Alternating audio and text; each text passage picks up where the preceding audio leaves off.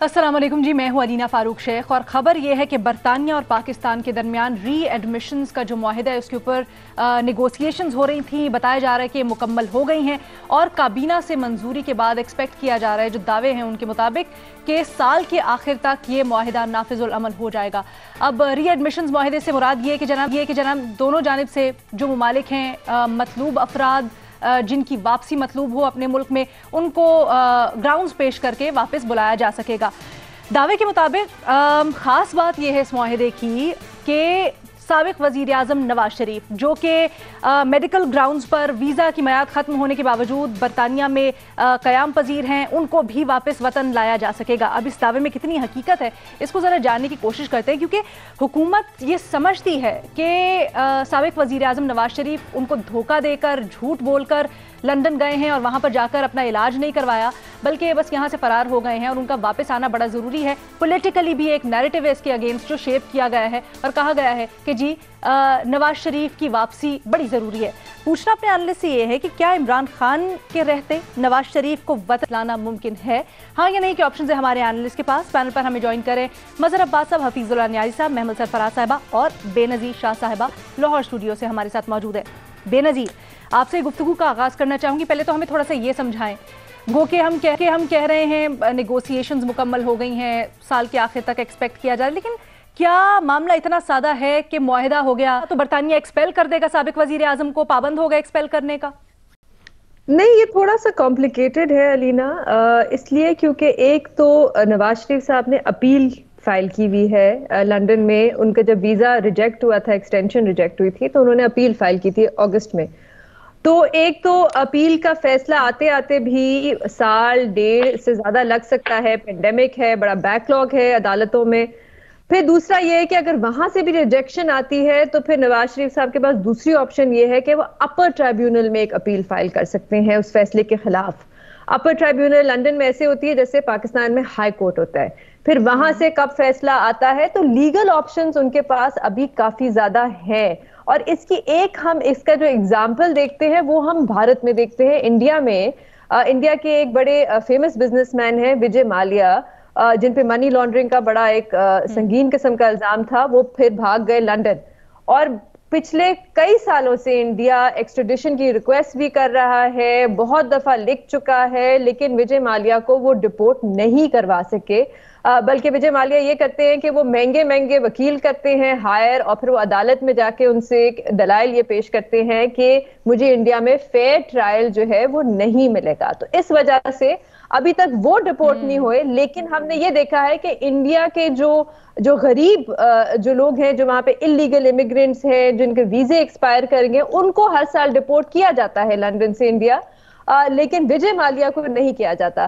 तो इससे तासुर ये जाता है, या हो सकता है कि इस किस्म के जो हाई प्रोफाइल केसेस होते हैं, जैसे विजय माल्या का है, जैसे नवाज शरीफ साहब का होगा, इन केसेस में शायद वहां पे थोड़ा सा एहतियात से देख दाख के सारे लीगल प्रोसीडिंग्स को पूरा करके फिर कोई फैसला किया जाता है। क्योंकि देखें अलीना, इस मुआहदे के साइन करने से पहले ऐसा भी नहीं था कि इस मुआहदे का ही इंतजार हो रहा था कि उसके बाद ही इलीगल इमिग्रेंट्स जो हैं वो पाकिस्तान डिपोर्ट किए जाएंगे। आपको याद होगा पिछले साल एक फ्लाइट थी इलीगल इमिग्रेंट्स की, उनको पाकिस्तान वापस डिपोर्ट किया गया। हमने उनको लैंड नहीं करने दिया, बल्कि वो वापस गई फ्लाइट। उसके बाद फिर वहां से बड़ा एक सख्त मैसेज आया, उसके बाद जाके वो फ्लाइट लैंड की। तो ये जरा मामला थोड़ा सा कॉम्प्लिकेटेड है, हमें देखना पड़ेगा एक तो इस एग्रीमेंट में क्या एग्रीमेंट होती है, और उसके बाद अदालतों में जो अपील है उसमें उसका फैसला क्या आता है।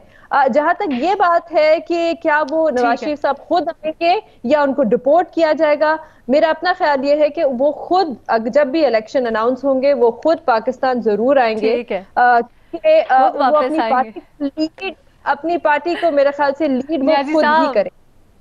न्याजी साहब, ये बेनजीर क्या कह रही हैं? इलेक्शंस होने से पहले नवाज शरीफ साहब वापस आ जाएंगे खुद? बेनजीर ने जो कुछ कहा है तकरीबन मैं भी वही कह रहा हूँ, ये कहने जा रहा हूँ। नवाज शरीफ साहब इलेक्शन से पहले तो शायद खबर है, तज्जिया है, या आप चाहते हैं वो वापस आ जाए? बेनजीर, आप अपना आप प्रोग्राम करवाया करें तजिया निगारों से नहीं, रिपोर्टर से, क्योंकि आपको खबरें चाहिए होती हैं और खबरें सिर्फ रिपोर्टर्स के पास होती हैं। क्योंकि मदर साहब का एक तजर्बा है, बेनजीर भी रिपोर्टर है, उनको दोनों एडवांटेज है, तजिए निगार में रिपोर्टर्स भी हैं। तो मैं तो जिंदगी में मुझे क्लेरिफाई कर रही हूँ। देखिए मैं आपको बताऊं कि बेनजीर की बात को मैं थोड़ा आगे बढ़ाऊंगा। ये एक शख्स है जिसका नाम है अल्ताफ हुसैन। उसने पाकिस्तान के अंदर जितने क्राइम्स कमिट किए थे और जिनका काउंटडाउन था और सारा हमारे सामने था।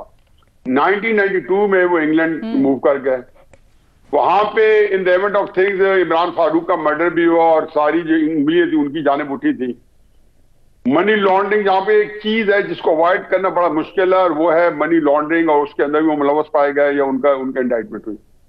अब इंग्लैंड के अंदर दो चीजें मैसिवली एग्जिस्ट करती हैं। एक तो वहां का कानून जो वहां प्रोटेक्शन देता है, दूसरा वहां की एजेंसीज हैं जिनके वेस्टेड इंटरेस्ट हो तो वो भी प्रोटेक्शन देती हैं।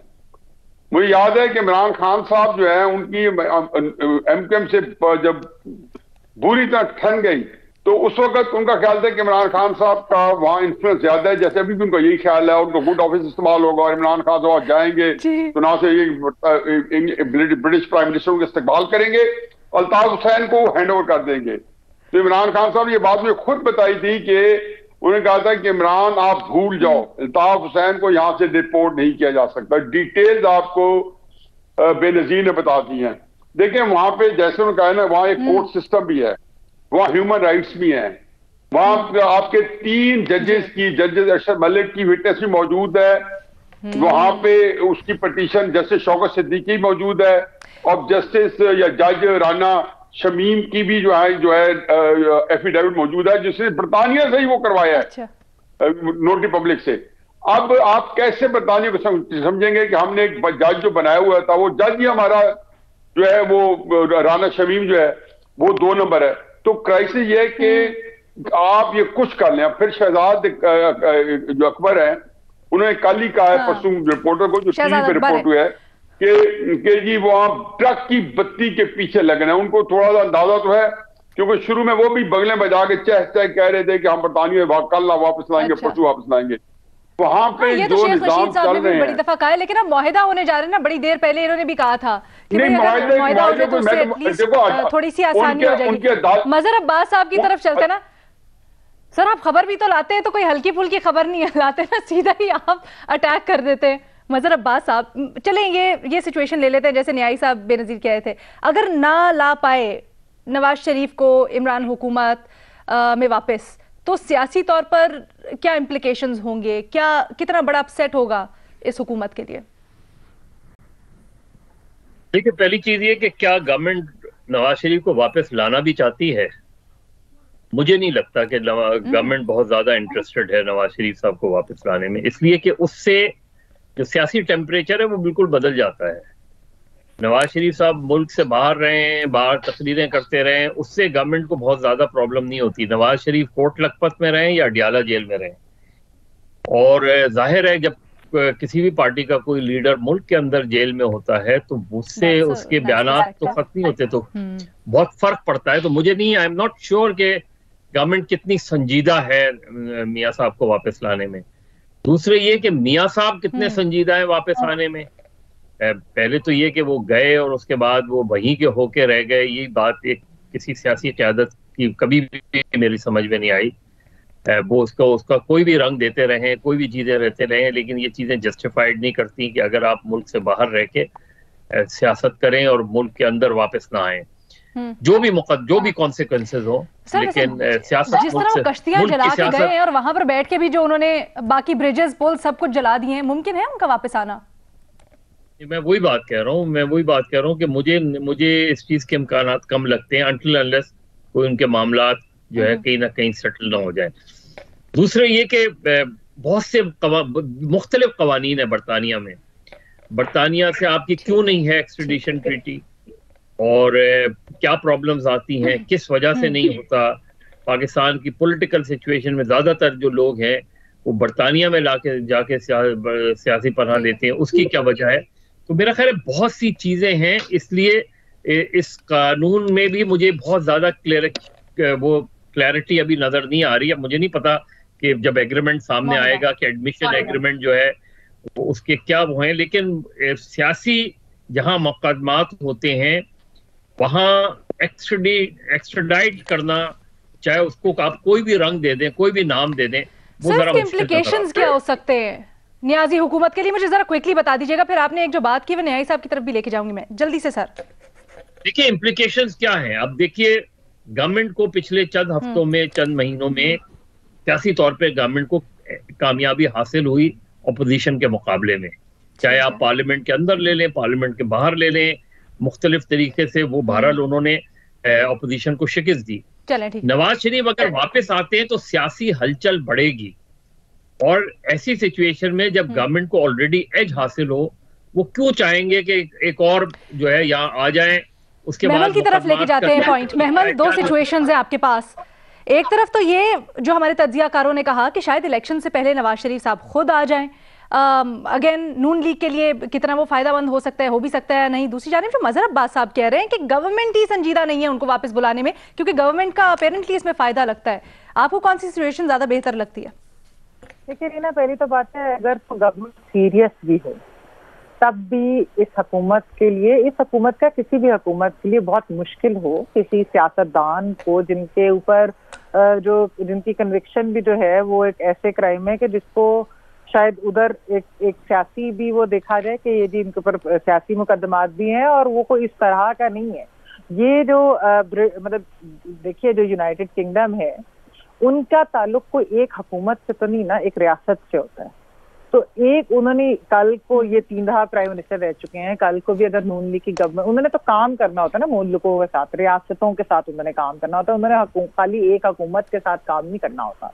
तो ये जो खाली पाकिस्तान की भी बात नहीं है, ये ऐसे कोई भी लीडर दूसरे ममालिक के जब जाते हैं इस तरीके से अपने ममालिक में और ये कहकर अपने ममालिक से, तो वो फिर हैंड ओवर करना बहुत ही कम केसेस में हमने चीज देखी है, और हम ये इसलिए बहुत मुश्किल है किसी भी हुकूमत के लिए। वो कोई डिक्टेटर भी होते मियां साहब की जगह, तो उनको भी इस तरीके से हुकूमत जो मर्जी कर लेती, बहुत मुश्किल है कि वो देते। तो इस तरह भी बिल्कुल ये अच्छा, मियां साहब का थोड़ा सा केस डिफरेंट नहीं है, क्योंकि ऐसा कोई अजाइलम वगैरह उन्होंने वहां पर नहीं लिया हुआ, सिर्फ मेडिकल ग्राउंड्स हैं उनके, और उसमें भी अगेन उनको एक तरह से हुक्म दे दिया हुआ है कि भाई अब आपका जवाब नहीं है मजीद रहने का, जिसके ऊपर अपील की हुई है उन्होंने।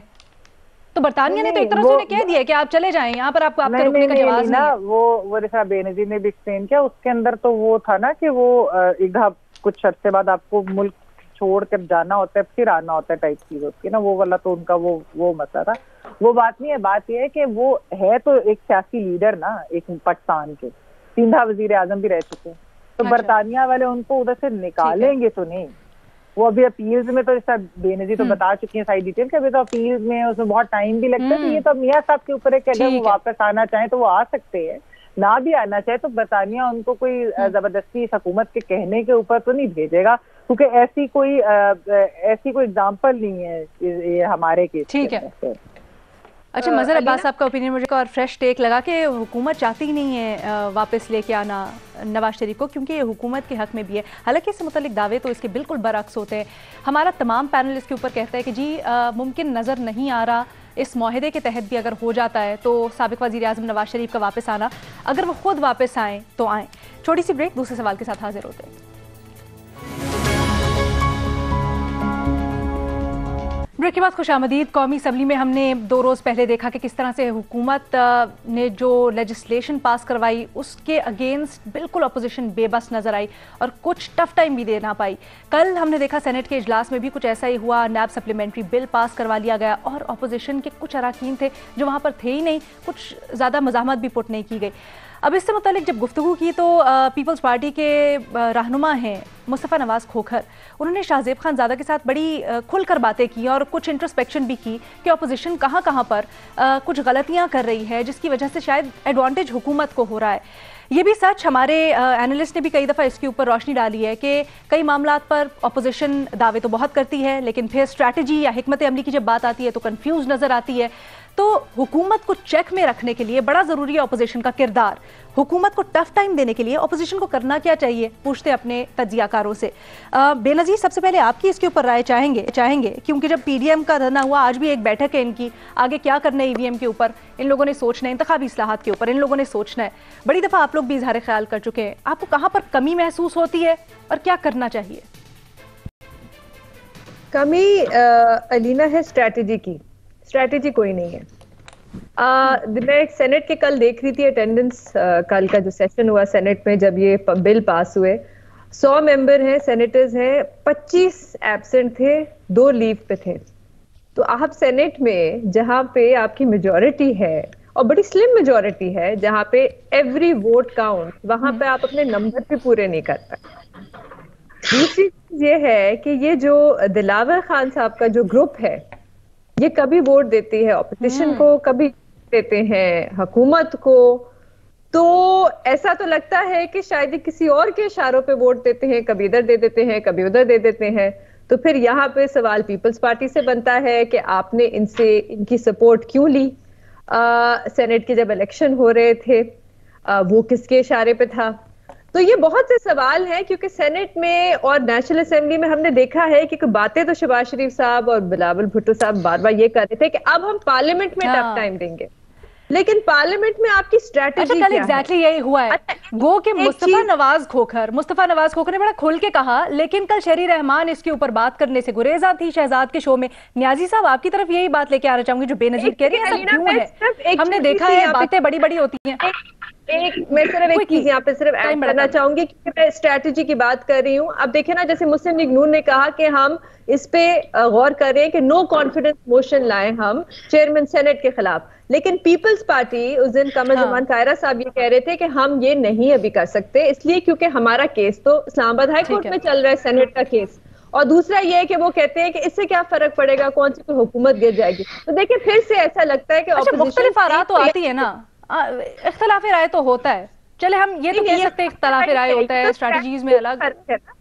बिल्कुल, लेकिन ये तो स्ट्रैटेजी ही फर्क है ना। आपने अगर एक फैसला कर लिया तो फिर दूसरी पार्टी जो है जिसके साथ आपने बैठ के वोट, लेकिन एक बड़ा बुनियादी नुक्ता है जिसके ऊपर हमने बार बार देखा है। मैं नियाजी साहब की तरफ यही लेके जाना चाहूंगी। नियाजी साहब, क्रक्स ऑफ द मैटर ये है, अभी जैसे दिलावर खान ग्रुप की एग्जांपल दी, जहां पर अपना मफाद होता है तो ऑपोजिशन वहां पर घुटने टेक देती है और दोबारा से रुजू कर लेती है और इशारों का वेट करती है और उनकी तरफ देखती है। पहली बात तो यह बदर साहब के अलीना ने क्रक्स तो दे दी है। अब मैं कैसे, जब क्रक्स सामने आ जाए तो क्या हैसियत रह जाएगी मेरी आर्गूमेंट की, क्योंकि जो क्रक्स ऑफ द मैटर तो उन्होंने बता दी है। और यही वो चीज थी जो मेरा ख्याल था मैं शायद बता पाऊंगा या मैं उसमें तबासबाई करूंगा। नहीं सर, अलीना दो बातें हैं। एक बात तो यह है कि मैं जब आपने दूसरे सवाल के दरमियान जो मैंने ब्रेक ली, मैं ज़हन में आ रहा था कि हमने मेरे कंधे पे रख के बंदूक चला दी है नवाज शरीफ के, उस पर एक एंगल हमने डिस्कस नहीं किया कि वापस लाकर नवाज शरीफ को क्या करेंगे। मतलब ये भी तो देखना चाहिए ना, आखिर ख्वाहिश होती है ना ला के जेल में डालेंगे और क्या करेंगे। अब 2 दफा नवाज शरीफ ने अपने आप को जेल के अंदर सुपुर्द किया। एक 13 जुलाई को जब उन्हें 10 साल और 1 साल की 6 जुलाई को सजा हुई, तो अपनी बेटी को जिनको 7 साल सजा हुई उनको लेके वो आए और जेल में चले गए। तो दुबई अबू धाबी एयरपोर्ट पे पहुंच के 6-7 घंटे को जहाज में डिले कराया गया, वहां की रॉयल फैमिली को इन्वॉल्व किया गया कि आप यहाँ से लंदन चले जाए। इस्लाम ने दी है, आप इसको वे ना करें। और ये उसका कॉलम में छप चुके हैं, इरफान सिद्दीकी साहब ने उनकी डिटेल बताई है किस तरीके से वहां पे कैंपेन कराई गई। तो इससे आप देख देंगे असल में क्या चाहते हैं। दूसरी बात यह है कि अभी जब इस दफा लंदन गए हैं तो क्या नवाज शरीफ जेल की सलाखें तोड़ के गए हैं, या नवाज शरीफ ने कहा कि मुझे भेजो? उन्होंने तो मिन्नते तल्ले करके उन्होंने कई कंडीशन लगाई। उन्होंने कहा मैं नहीं जाना चाहता कंडीशन के साथ। 4-5-6 दिन में एयर एम्बुलेंस एक दफा ही वापस चली गई। जब आपने मिन्नते तल्ले करके भेजाए तो इसका मतलब है कि उनको यहाँ रखना आपके लिए सूझबंद नहीं है। तो अभी भी जो ये कह रहे हैं हम लाएंगे, तो मैं एक दूसरा एंगल ले रहा हूँ कि ये बदनीति कर रहे हैं। और ये सिर्फ जो जिसको कहना चाहिए कि ये वो कहते हैं प्लेइंग टू द गैलरी, वो उसके साथ ये काम कर रहे हैं। बाकी ये जी कि देखें जो सेनेट में हुआ है, इस पे पहली बात तो यह है कि दिलावर खान जैसे बंदे, अब देखें उनको मुस्लिम नून के टिकट पे अपने इलेक्शन लड़े हुए है। अगर आप आज रिजाइन कर दें, खलाकी तौर पर जो आपकी जिम्मेदारी है, तो अब इलेक्शन फिर सर रिश्वत लेने वाला और देने वाला दोनों बराबर है जी। सर रिश्वत लेने वाला देने वाला दोनों बराबर है। हम बात तो कर लेते दिलावर खान ग्रुप की, लेकिन जिन्होंने वोट लिए उनको हम बड़े सरफे नजर कर जाते हैं। एक छोटी सी ब्रेक लेनी है जी, उसके बाद आते हैं मजीद इसके ऊपर बहस करते हैं।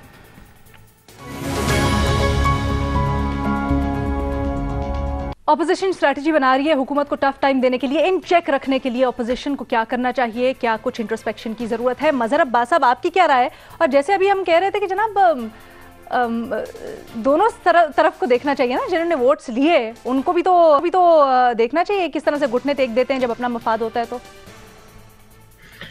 देखिए, हमारी अपोजिशन का इस वक्त हाल यही है जो इस वक्त बांग्लादेश और पाकिस्तान के क्रिकेट मैच का हाल है कि पाकिस्तान जिस तरह बांग्लादेश परफॉर्म कर रही है उसी तरह हमारी अपोजिशन भी परफॉर्म कर रही है। अपोजिशन की स्ट्रेटेजी सिर्फ ये होनी चाहिए कि वो पिचेस का भी कसूर है। हाँ, वो पिचेस का भी कसूर होता है, बॉसों का कसूर होता है, लेकिन प्रॉब्लम ये है इस वक्त जो हमारी पिछले 3.5 साल से जो अपोजिशन मैंने देखी है, मुझे तो ये लगता है कि इमरान खान की सबसे बड़ी स्ट्रेंथ जो है ना, ये अपोजिशन है। और वो बस ये चाहते हैं कि अपोजिशन इसी तरह रहे, क्योंकि उन्हें कभी भी इस अपोजिशन ने कोई प्रॉब्लम नहीं दी, कोई ट्रबल नहीं दी। हमेशा उनको कामयाबी दिलवाई इस अपोजिशन ने। जहां वो अपोजिशन खुद कामयाब हो सकती थी वहां भी उन्होंने हुकूमत को कामयाबी दिलवाई।